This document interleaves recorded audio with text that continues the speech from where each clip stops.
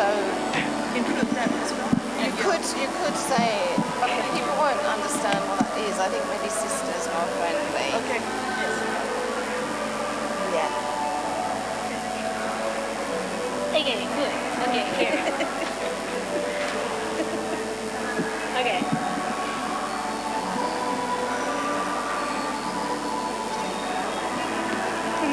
Okay.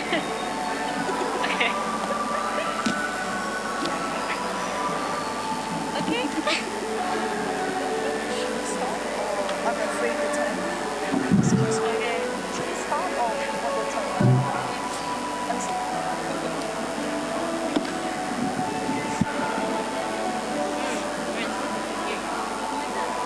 It's trouble if you're squeezing in an extra one. Thank you. Is your microphone live? Yeah, you can use this. Okay.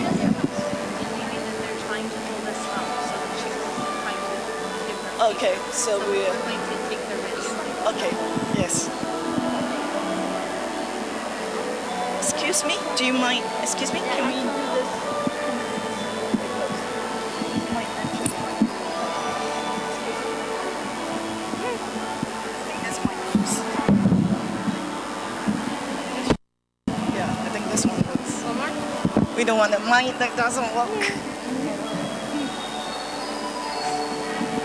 The new year, this will be a very welcome vision of a new female participation in social engagement. So we look forward to the papers. We begin, since we are already short of time, let's begin immediately. And we begin with Sister Mogala. She's a Pure Land Buddhist nun in the Amida order with a Bachelor of Science honors in psychology and an advanced certificate in applied Buddhist psychology. She has worked befitting of the topic that she's presenting on social engagement. She has worked considerably with a community of mental health until she took full ordination in 1998.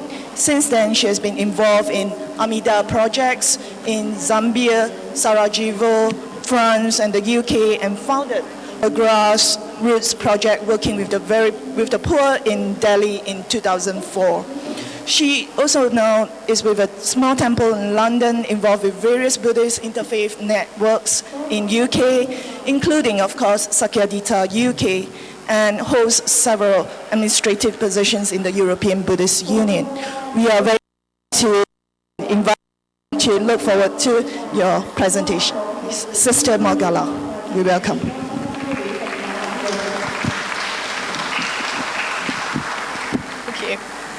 Namo Adida Fat. And a Happy New Year to everybody. And first I would like to say a thank you to Lekshe and all the organisers here. And all the people working behind the scenes.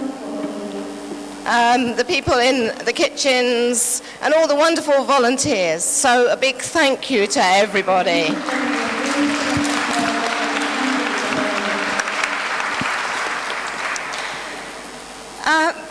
This is a troubled world, and I believe that the Buddha gave all his teachings so that we humans would be able to interact more wisely and compassionately.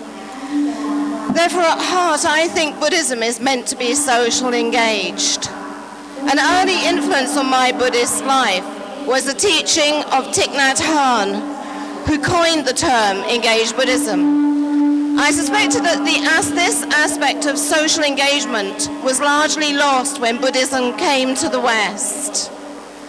The majority of people believing Buddhism was all about meditation, being calm and having experiences. I suspected that in East Southeast Asia it might be different. My teacher, Dharmavijaya, David Brazier, dwelt on this subject in the New Buddhism. When Pure Land Buddhism was developed in Japan in the 13th century, it was because of the plight of the ordinary oppressed people who needed practices that they could do anywhere, regardless of education, financial equity, or gender. The roving holy men Amida Hijri, were also renowned for offering practical help, as well as teachings, building hospitals, bridges, digging wells, etc. Recently, I was delighted to meet a Shin priestess who is once again focusing on social engagement in Japan, as well as on the need for women to take up the priesthood without the limitations often forced on the few Shin priestesses in Japan. This paper concerns my own personal journey integrating Buddhism and my desire to help with the suffering in the world. And it's a story of how Amida fosters and supports socially engaged Buddhism. I wanted to help relieve suffering and know that helping often does more harm than good. That's why nearly 12 years ago I became a nun. I knew I needed training, despite my experience in community work. I knew I had much to learn. Now, Amidism is a school of Mahayana Buddhism, and the teachings are found in the Pure Land Sutras, and they were propagated by Shan Zhao in China and later developed by Honen and Shinran in Japan. And they're now starting to penetrate the West. I chose the Amida school because it is total equality in every form, including gender. And as a student, I joined the Amida community and in 1998 ordained as an Amitarya. I took Bodhisattva vows. These incorporate celibacy, which make me a nun. But I have 237 vows that govern the whole of my life. But they're not quite the traditional Bhikshuni vows, as they've been adapted to modern life and its demands. I took Reverend Dharmavijaya as my teacher in Amida's monastery without walls. The Amida Trust was formed in the 1990s in the wake of the Bosnia War to help spread Dharma teachings, particularly seen in the light of Buddhist psychology, and has practices that can help people go beyond the effects of war. Trust members help support us, but we live on a shoestring. Our poverty actually helps us in our work, as we are seen as very different kinds of helpers. We give practical help, but above all, the greatest help is the sharing Dharma that helps people find confidence and courage to go beyond their limitations. The sharing of a variety of teachings and practices can help support people's resolve.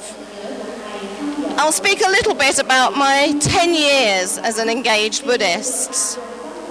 The first thing that I found was important is training. To be socially engaged, we must be open to cultures we encounter, and this means finding ways to go beyond the avidya, the blindness that the Buddha talks about. I knew I needed training, and training with a teacher and a sangha is very important at showing up our own foolishness and giving us tools to help us go forth into the world. The Buddha brought his disciples together to learn together in rains retreats, and we do the same. We practice, study and work together and gradually go forth more and more into different communities. When we return, we share our learnings. Living in community teaches us much as we discover the weaknesses and blind spots that hinder us. This is one of the differences between Buddhist social engagement and ordinary social engagement. The development is not of others, but of ourselves, so that we may be useful tools of the Buddha. We see our lives as repeated cycles of Shila, translated as ethical action, Samadhi, deep reflection, and Prajna, learning from our experiences so that we can go out again. Our lives are mostly focused on the world around us, and our retreats help us reflect on our encounters with people and situations. And we study the sutras to find the wisdom of the Buddha. Particular practices help us. Honen in 13th century Japan found that the teachings, the Pure Land teachings, were particularly good for the poor and oppressed, as you didn't have to be rich or literate. You could chant to the Buddha wherever you were. The ordinary people of that time lived in dreadfully oppressed circumstances. And this chanting of the Buddha Amida's name, Amitabha, the Membutsu, is said to be the key of the whole of the Buddha's teachings. It's a powerful practice and can encourage people everywhere to go beyond social afflictions. Great to go beyond our little health. And also to reach out when we see people suffering and conditions are difficult. One Amida minister had a project in the poorest area of Zambia, and she urgently needed support. The people were frightened of AIDS. So 11 years ago I went. I primarily work with women and young people, sharing their lives and seeing many friends die. Many a night I would walk through the bush, hurting for my friends dying of AIDS and the pain of their families, and I would chant the sundown, and thinking of Amitabha would no longer feel alone. And the wild children of the villages would hold my head and chant with me. Another friend would have the tea ready for me, and we would share our lives as women in this world while finding our hearts were linked. At her time of greatest grief, Kwan Shiyin, Kwan Team helped us. And ultimately she was able to make a decision that reunited her with her children for the last year of her life. In Zambia I learnt much about the value of family and community and experienced deep gratitude for the way people took me into their hearts and homes. Later I did go to Bosnia, a country recently torn apart by war. Initial healing had taken place then in 2003, but the psychological wounds went deep. Heartbreaking to hear the stories and witness old fears coming to the surface. Yet as I taught and held retreats involving members from all the different faiths in Bosnia, hope was kindled that people could go beyond despair and anger. I presented a paper on the Four Noble Truths at the first East-West Psychology Conference since the war. But it was sharing with the women as we cooked, walked, played, talked together that helped us find ideas for the future as we explored our pain and suffering and the larger themes of life. And we looked at spirituality and our shared existential concern. And a big theme was often how to deal skillfully with the effects of war and dare to look into the causes and conditions. We were painfully aware that organisations trying to help were finding it impossible to go beyond the superficial healing and deal with the roots of war and aggression. Coming together with the Bosnian women helped me understand much more about the effects of war and about these women's different faiths. 5 years ago, I went to Delhi. We were told by bhikkhus from the Chakma tribe about many people who are refugees without refugee status in India. They also spoke to us about the plight of the Dalits, the ex-untouchables. Many Dalits had converted to Buddhism through Dr. Ambedkar, but are still being treated shamefully and have little access to good education. We were urged to set up a project that took volunteers to India to teach them English as a foreign language. Today, the project thrives. My first volunteer runs it, and most of the volunteers are our former students. The teachings involve the women, and there is a thriving women's group. During the first year of the project, the tsunami happened. And in the aftermath, we went to Tamil Nadu and encouraged the very poor children who had been affected. And the young people we worked with were inspirational. They are for our future, the young people. And I travelled widely, particularly encouraging women to exercise their power.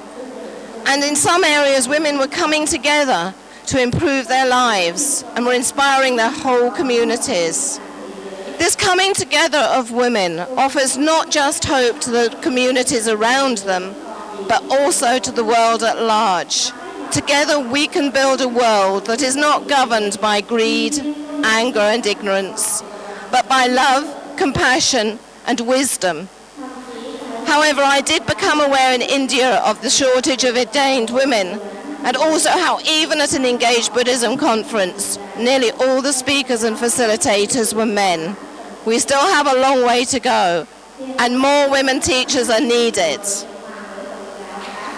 Currently, I'm based in the UK, linking up different Buddhist networks, including Sakyadhita, and I have the small temple in London. I also travel to music festivals around Britain, reaching a new generation of young people. Young people in the UK need to learn that in many countries there are big problems, and people face many different critical issues. And many of these issues incorporate the mistreatment and disregard of women. The amazing courage and strength of the women I have met, I have learned so much from. And I try to share this.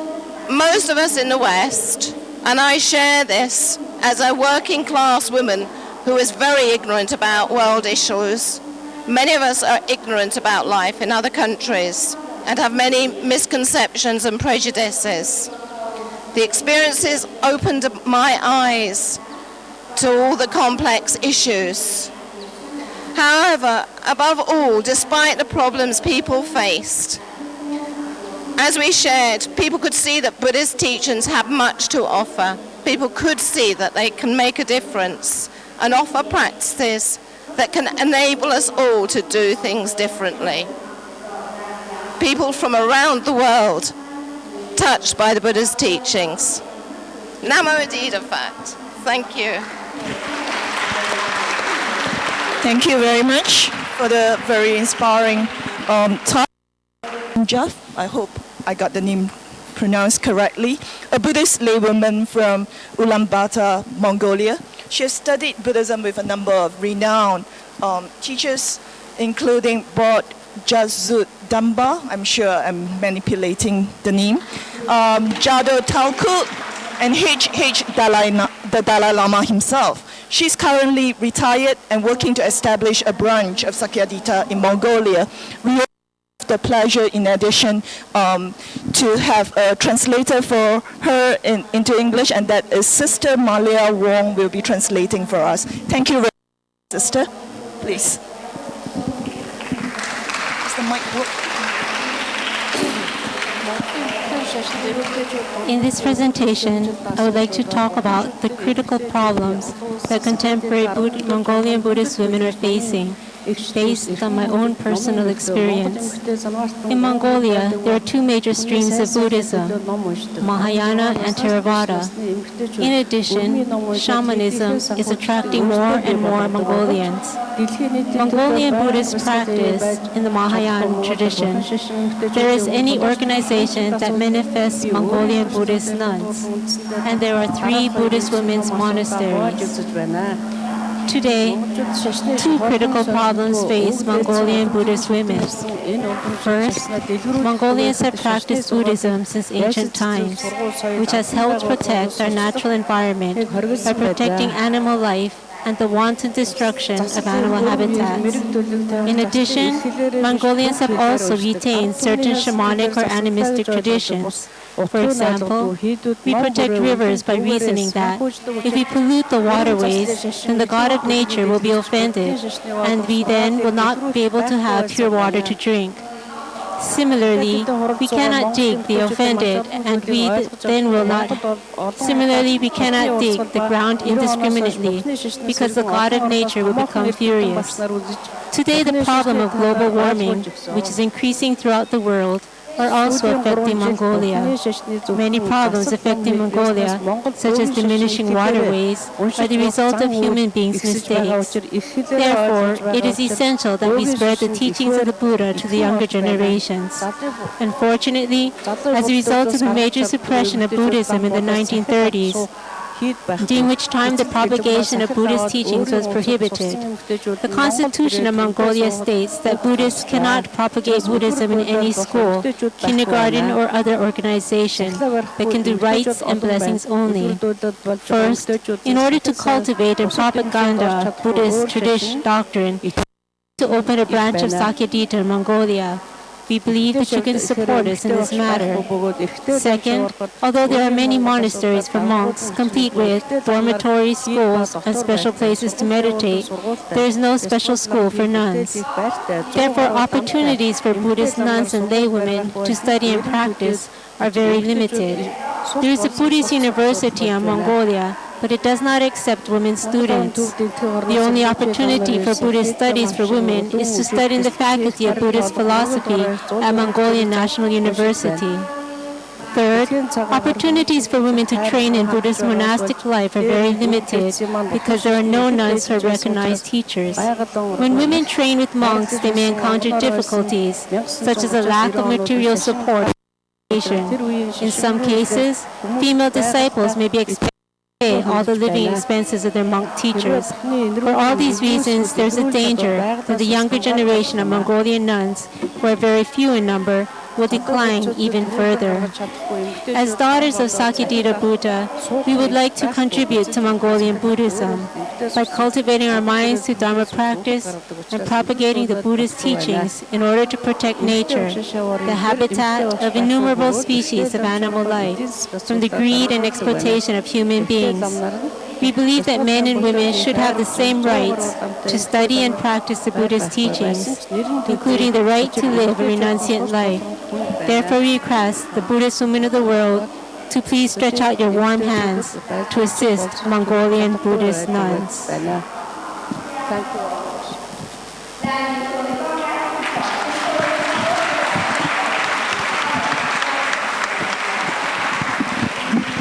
Thank you very much for that inspiring speech.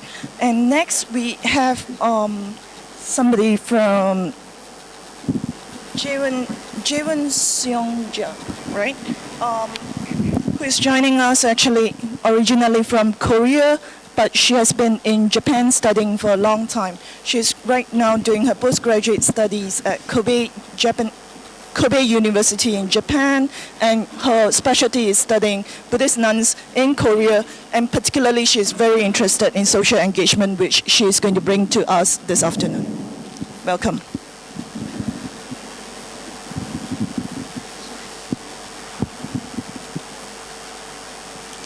In South Korea, Buddhist groups rapidly expanded their social welfare activities in the past 10 years.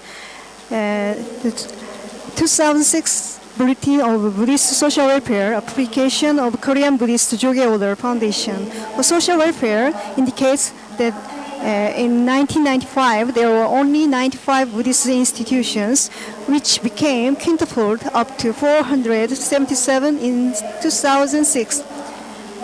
Among the 477 institutions, the 144 were headed by bhikkhus and bhikkhunis, and particularly the 91 were by the bhikkhunis.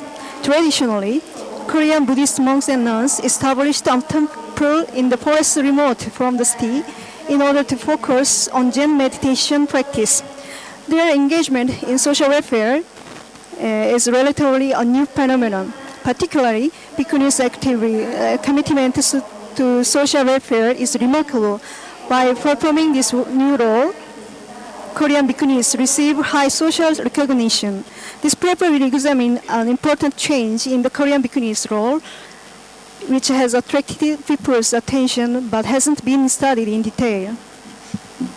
The factor that promoted Buddhist social engagement in South Korea. First, the government policy of privatizing welfare institutions. Two, Joge Order promotion of social engagement. The most significant contribution was the establishment of social welfare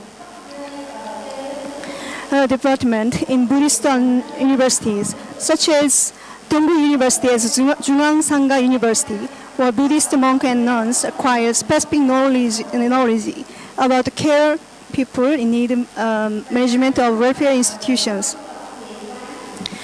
Among the monastic students who study at Buddhist university, it should be noted that more bhikkhunis than bhikkhus major in social welfare. In the case of Sangha University, the advanced educational institution specifically. For Buddhist monastery, 238 out of 362 graduates who received first-class social worker qualification were bhikkhunis.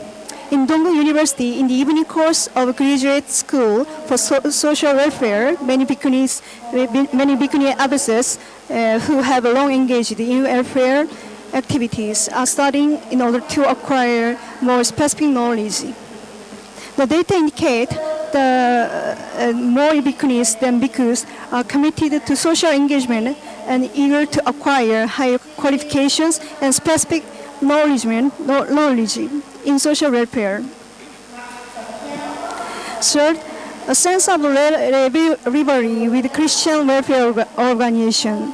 In the past 230 years since Christianity first arrived in South Korea, Christianity has rapidly spread. Its history is much shorter than 1,600 years of Buddhism in South Korea, but nowadays the number of Christians consists even more than the half of religious population will exceed the number of Buddhists in the country. The fact that the rapid growth of Christian population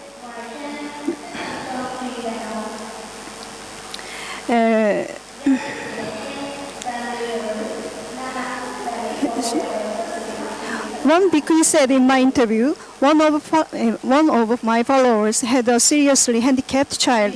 When she looked for a nursery where she could leave her child with, she could only find a Catholic facility. In order to put her child in it, she was compelled to be converted to Christianity. She was crying when she told me this story. I said to her, "Never mind, feel free to be converted." After this incident, I realized that Buddhism also needs welfare facilities in need. I studied child welfare and child care in the 1970s and 80s. There were only very few Buddhist child care institutions. Among 9 bhikkhunis I interviewed, there were 7 bhikkhunis who indicated Christian intolerance, excluding other religious believers and needed to protect Buddhist faith. The sense of threat from Christianity was a significant factor that drove bhikkhunis to engage in social welfare activities. Section 2, Motive of Social Welfare Activity by Bhikkhunis. Transforming sentient beings. Officially, every bhikkhuni has her individual reasons when they became interested in social welfare activities, while many bhikkhunis raises the point that their social engagement is for the purpose of performing the Mahayana Buddhist ideal, transforming sentient beings. Those bhikkhunis who are engaged in welfare activities indicate that their social engagement is in fact a Buddhist practice, even though it is quite different from Zen meditation practice. One bhikkhuni said, "It is true that Korea inherited in Mahayana Buddhist tradition, but the element of helping sentient beings was not placed much emphasis. Rather, in Korean Buddhist tradition, Zen meditation is more commonly preferred to be practiced. However, the result of Zen practice or enlightenment is not always apparent, difficult to grasp, and probably external and over our practice. I have practiced meditation for a long time as a lay practitioner, samaneri, and bhikkhuni at my teacher's monastery, Doctrine Institute, and Zen Institute. After all, I realized that if it takes me for a long time until my Zen practice would actualize realization, I should say with people and practice the Buddhist compassion before I become too old. In fact, working in society outside the monastery, I learned and realized many important things. The launch of Buddhist Social Welfare Institute helped my follower who wanted to serve society, but could not find a place for Buddhists. Probably our lay followers realized even before us that we need a place to practice Buddhist compassion. My decision to offer a place to practice Buddhist compassion matched contemporary Korean Buddhist needs. Section 3, relationship between socially engaged bhikkhunis and society. In my experience of fieldwork visiting a Bhikkhunis Welfare Institute, the first thing that catch my eyes in the presence of a bhikkhuni. The building of a Bhikkhunis Welfare Institute is usually nothing different from the one of a general non-religious institute. Meeting a bhikkhuni who have had her head shaved and dons the monastic robes, serving for the people in the institute. Apparently, she is a special person. No doubt, a bhikkhuni makes her presence felt. Regarding this point, a bhikkhuni said, everyone can remember us immediately. They say that they can easily forget a Christian social worker, but they can't forget a Buddhist nun head shaved donning monastic robes. That is also a problem when we are absent from a meeting. In the beginning, some said that monastic social worker was a user, but recently there is no longer such a reaction. In my interviews with socially engaged bhikkhunis, many of them said monastic robes are worth 100 people. People generally appreciate the contribution of Buddhist monks and or nuns who serve people in need with their compassion, beings in charge of Welfare Institute. In turn, it means that the compassionate action is appreciated for Buddhist monks or nuns to take.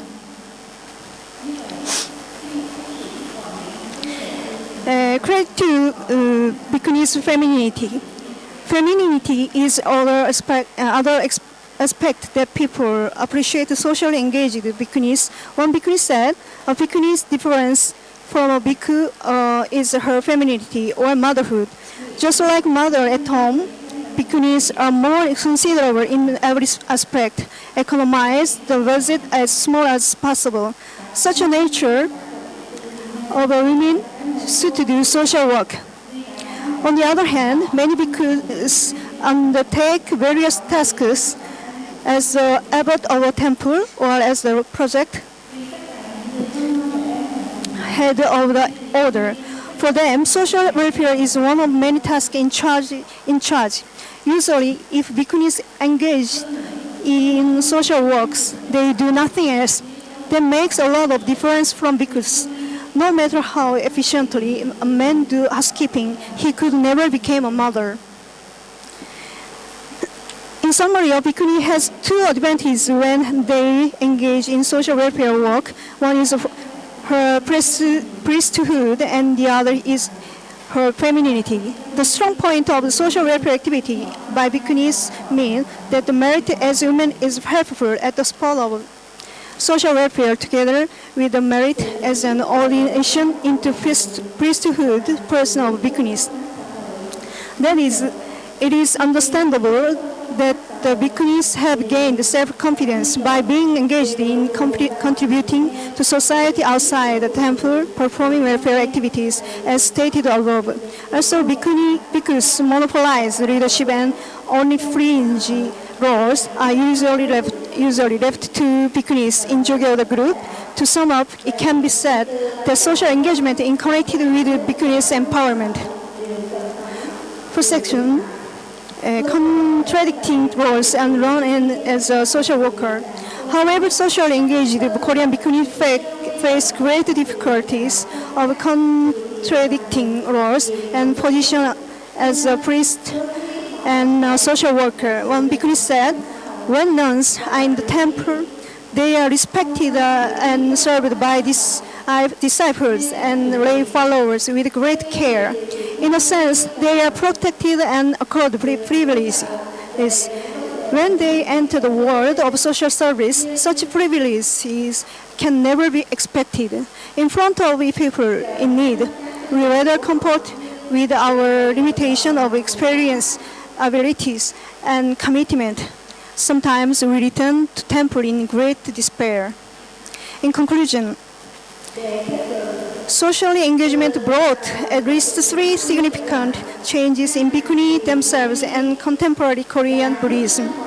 First, through their engagement in social work, bhikkhunis social contribution is recognized and given more respect. Second, socially engaged bhikkhuni demonstrate practical way to perform one of the essential Mahayana Buddhist doctrines, transforming sentient beings, which was not put into practice for a long time. Through their social work, people can get in touch with the spirit of Mahayana Buddhism, and the doctrine is propagated among general Korean Buddhists. Third, as a result of people's appreciation of their contribution to society and Buddhism, Korean bhikkhuni gain more confidence in themselves. That is to say, their new roles lead to their self-empowerment. I would like to end my presentation with the following remark of Bhikkhuni Museum. As a director of a welfare institute, I decided to live with handicapped people on a permanent basis. As a result, I have to be involved in the work for 24 hours. When passed by the work, I don't even have enough time to pay respect to the Buddha in my room altar. Only when unintentionally touch my head, I notice that I am a bhikkhuni. Thank you for your attention.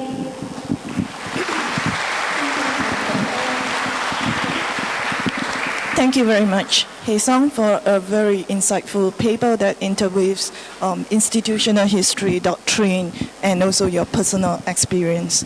Next, we have another very exciting speaker for the afternoon that will bring two elements of new elements to our discussion so far, both in terms of geography. She brings Bhutan into our discussion, and also she brings a new, very interesting new topic that she wants us to consider: animals and animal friends. This is Sonam Wammo, a shamanic Rika from Bhutan who practices in the Tibetan Buddhist tradition. She has completed her MA degree in Buddhist studies at Delhi University. She became a nun at a very young age of 16, spent 13 years at Jamyang Choling Institute in Garo Lower Dharamsala in Himachal Pradesh, India, where she learned Buddhist philosophy, Tibetan language, and literature. Since 1997, she has participated in 7 Dita conferences and has worked as and has participated in various ways as a presenter, translator, and moderator. We welcome Sonam Wammo. Thank you.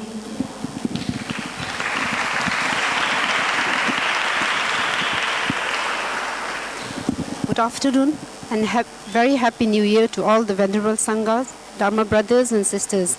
I'm glad and thankful to Venerable Karma Lakshya Tsomo, Sakya Dita Vietnam, and generous donors for making it possible for me to be here to give a presentation.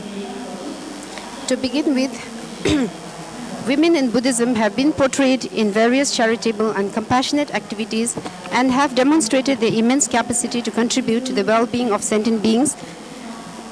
Contribution of Buddhist women has somewhat limited to the human being. Buddhist women must extend their compassion further and reach out to the animal realm, since animals are increasingly subjected to abuse and cruelty in various parts of this world. This paper, accompanied by a short video,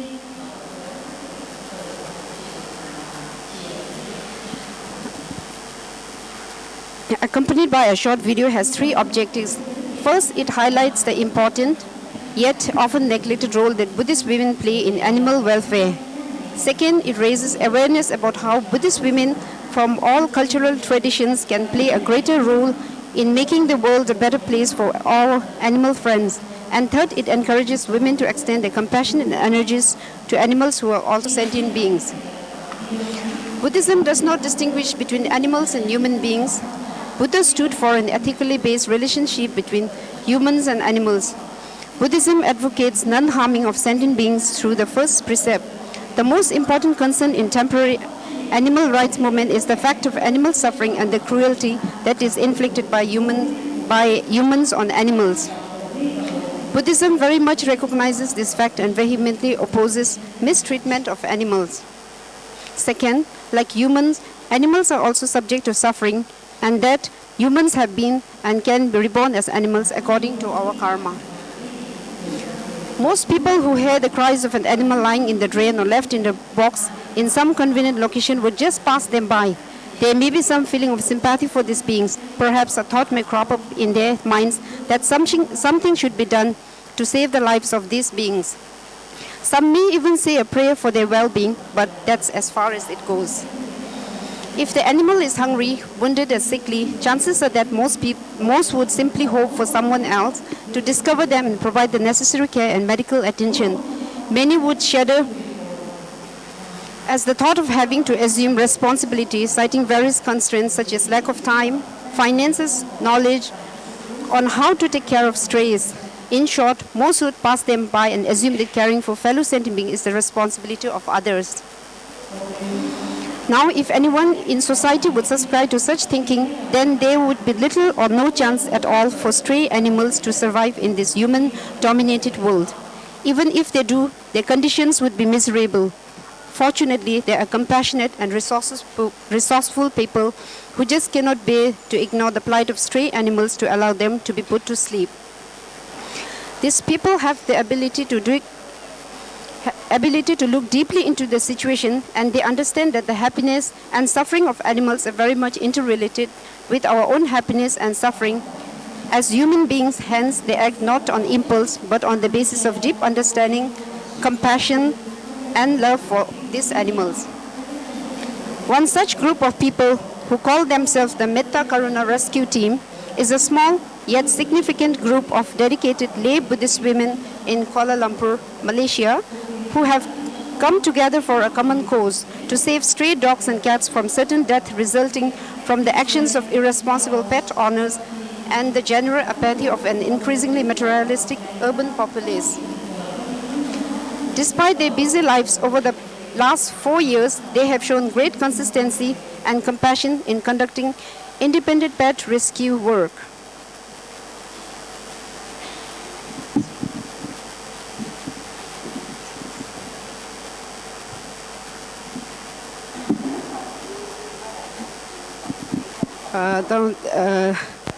One of the rescuers is talking about how they are keeping up about the logbook about the cats. The name of the animal is usually based on the name of the rescuer. For example, if let's say Angeline Tan rescue an animal, now we have reached I, so we name it Ivan.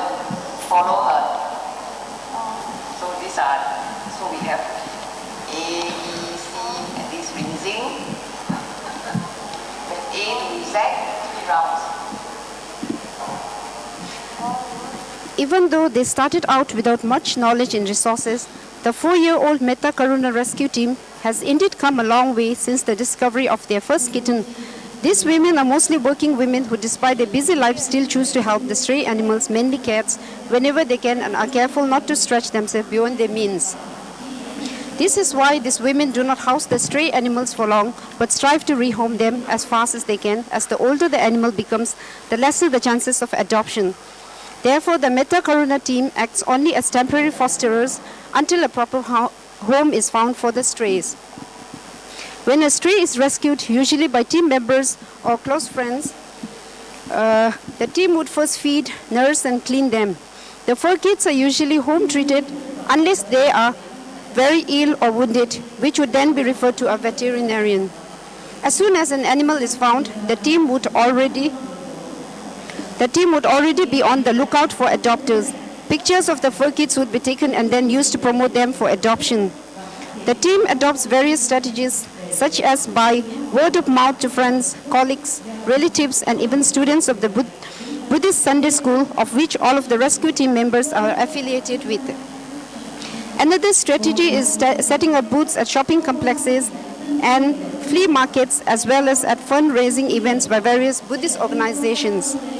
The cats are brought in cages and promoted through a host of promotional materials such as posters which outline the benefit of caring for animals as well as the fate of animals should they be abandoned. Initially, the team members pooled their resources together and established a small fund which was based on ad hoc contributions.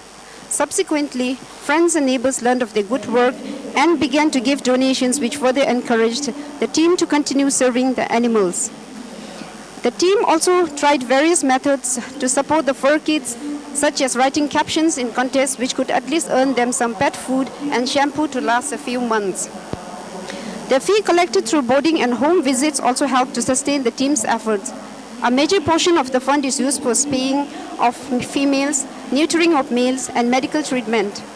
However, the team has been very fortunate because they have been assisted by various well-wishers, especially veterinarians, who usually give them either free or discounted treatment in support of their good work.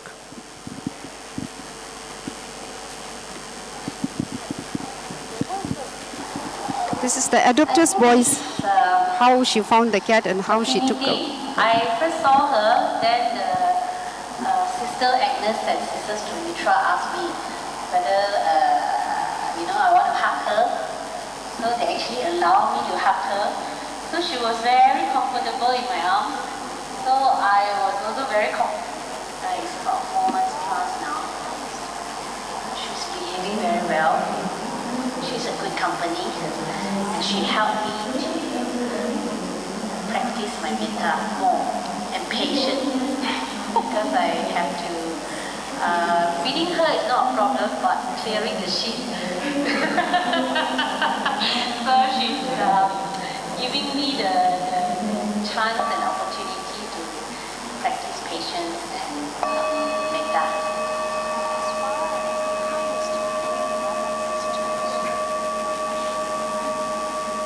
Sometimes near my feet, then she'll be sitting there, it's like my guardian angel.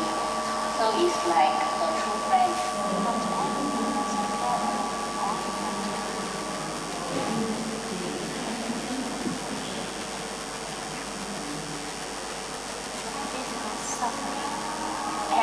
In this particular adopter, I don't know why he didn't allow us to go to her house. She gave reason that the house is very far in Rawang. I told her, no problem. We have 7 cats in Rawang store, and I know the way guys in Rawang. Anyway, she didn't allow us to go to Rawang. She said not convenient. So she asked us to meet her at Prince Gate, at the gate of our office. So we passed the cat at the gate. But when they were about to pass the cat that time, we saw Agnes, she and her daughter saw that there was tears in the cat's eyes. So we were running, we were all shocked. The cat is crying. So then we thought it's the aircon. Never mind, we forgot about it. Next morning, 6:30, she called me in my handphone. Hi, your cat has been crying since 4 a.m. in the morning. I don't know what's wrong. So I told her, please bring me to the office. She brought the cat to the office and I see the cat at 8 o'clock. The cat, she let the cat. You see, in those days, we used to like have cats in the Agnes used to keep a lot of cats here, and then we have to rehome all these cats and we have to find fosterer. So what we do is we go to malls, and shopping malls, and by the sideway there, and we will put up our cat, and then asking people, to take our cats and all.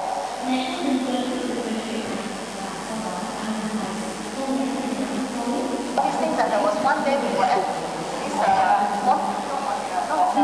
Plaza Montiara, and we were at the side there, marketing like, doing marketing. trying popping down there, and the fight away, and she was like, what are you doing there? Oh my God. So embarrassing. So after that, I said, oh, there are things are rescue and all those things. I was like, kind of like, how do I say it? Advice not to do that, but I still continue to do it without their knowledge. According to the Buddha, there is no animals which has not been our mother, as we have lived countless lives before.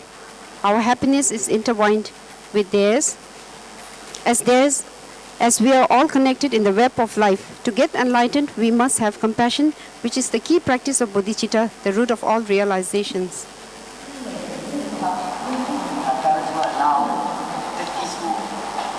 These are the challenges and that the rescuers face. They don't have that at home.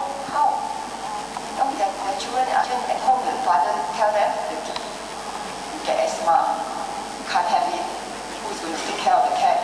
At night, who cares? Compassion to animals and all this thing, to everybody around them, to their friends, and friends and relatives and that, because it's supposed like we are doing the rescue, it's only just limited to just around us only, Now we are trying to spread it to the whole world, that everybody play a part, the rescue, or at least, don't harm the animals.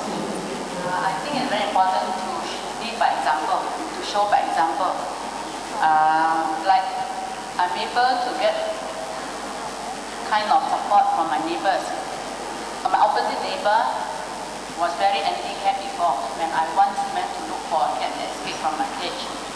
And after that, she came over and asked me, oh, you feed these cats, Like very annoyed with me feeding cats, encouraging cats to be around. I said, no, cats need to eat. They are beings. So if they are fed, they don't go hungry and ransack your dustbin. Isn't that good? They also need to eat, Then, not long after that, she came with a bag of cat food. She said, oh, I have bought this at expensive brand. I have bought this. I have no time to feed your cats outside. And this one, I said, wow, this one I can say about 29 something. She said, never mind, I got discount for it. Isn't it nice? I'm able to show the opposite neighbor kindness. At least she's not doing it yet. But she prepared to spend almost $30 to go to restaurant, buying a pack of cat food after eating. I think that stray cats or stray animals are very beautiful. If we have the opportunity and we have the resources and a bit of time to shower them, take care of them, shower them with love and care, I think it's a very good thing and it's a very normal thing to do. To conclude, there is much that we can learn from the Metta Karuna Rescue Team. They have shown us that it does not take much to reach out to our animal friends. All it takes is some understanding, some basic knowledge of animal care, and a good heart.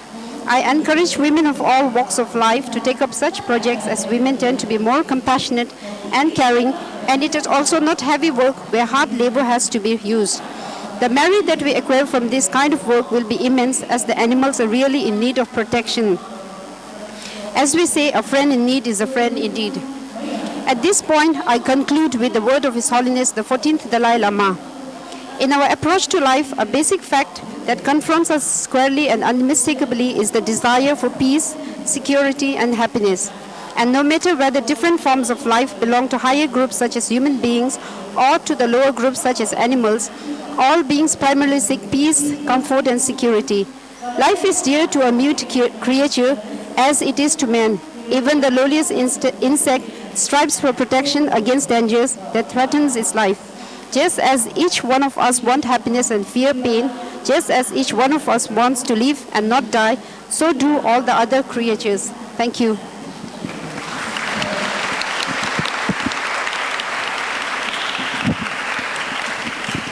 Thank you very much, Sonam Mamo, for that very inspiring speech, for inspiring us to remember all the animal friends in our lives for the new year of 2010. Our last speaker is Venerable Tien Lien, who is born and grew up in Vietnam. She became a Buddhist nun in 1980 and was fully ordained in 1985 in the Buddhayana tradition. She went to the US in 1991, and in 1997 she established the Vietnamese Bhikshuni Buddhist congregation and the Vietnamese Cultural Education Center in California. Venerable Tien Lien completed her bachelor's degree in 1990